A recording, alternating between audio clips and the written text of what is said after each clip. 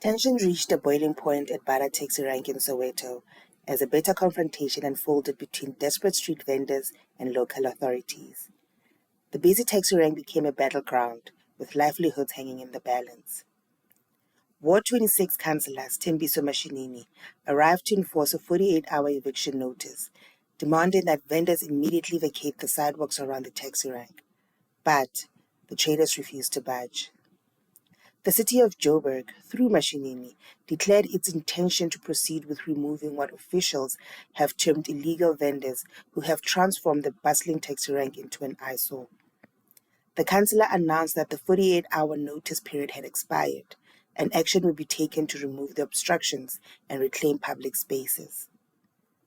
Mashinini even extended an invitation to residents to participate in a cleanup campaign designed to restore dignity to the area. However, the vendors are standing their ground with fierce determination. We are here at Pararank because of cleanup essentials. A lot of illegal people who are selling here now. Most of them so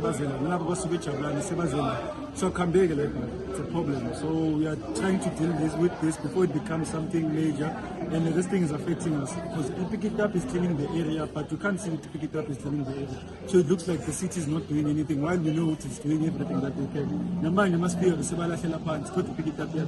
So when people are illegal, they don't even respect the bylaws that are here to govern this.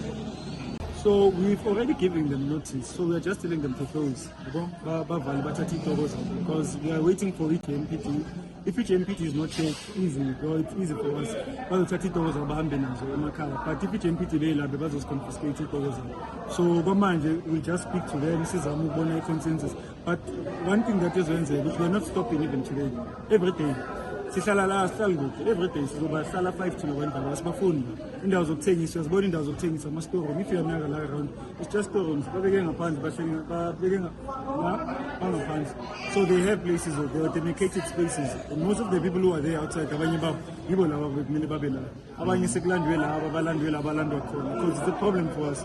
This place is dirty. Now we have a smell nyana nje understand why kunama-bins kunani ama-KIs ethu avalekile because of abantu balahlela kuwo ama-KIs amaqololo lawa khona. So we are having a serious problem here. These small business operators insist they have nowhere else to turn and depend entirely on their enterprises to provide for their families. Among them is Afani, who represents the human face of the struggle. For 6 years, she has been selling food at this location, using the income to raise her children. Her story echoes a simple but powerful question. If forced to leave, where can she possibly go? This trade represents the only livelihood she knows. The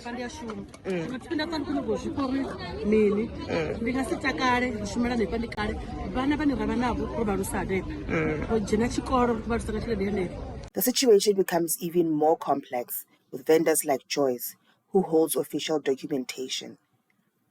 Despite having applied for her work permit in April 2023 and receiving it by August of the same year, she expresses shock at being told she can no longer trade in the area.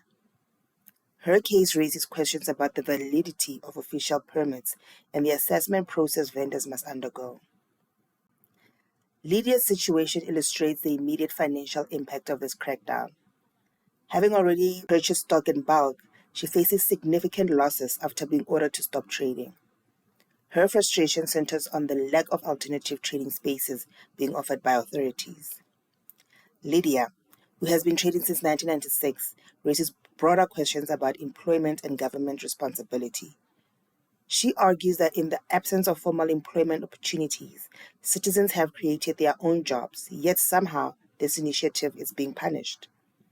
Ngoba mangikupha umuntu i-loss le mina nginayo leso isitoko ngisiphikisane ngaso ngiyosiprovide kanjani ukuthi ngizophinda ngenze isitoko esitsha ngokuya ngami mina ngithi if laba abantu bathi abasifunela abaqale basifunele indawo le e-right sizosebenzela kuyo mabasikhipha la njengo-government makwakhiwe imikhukhu endaweni makhipha abantu emkhukhwini ubaphe indawo efanele lapho yena akhanda bayohlala khona.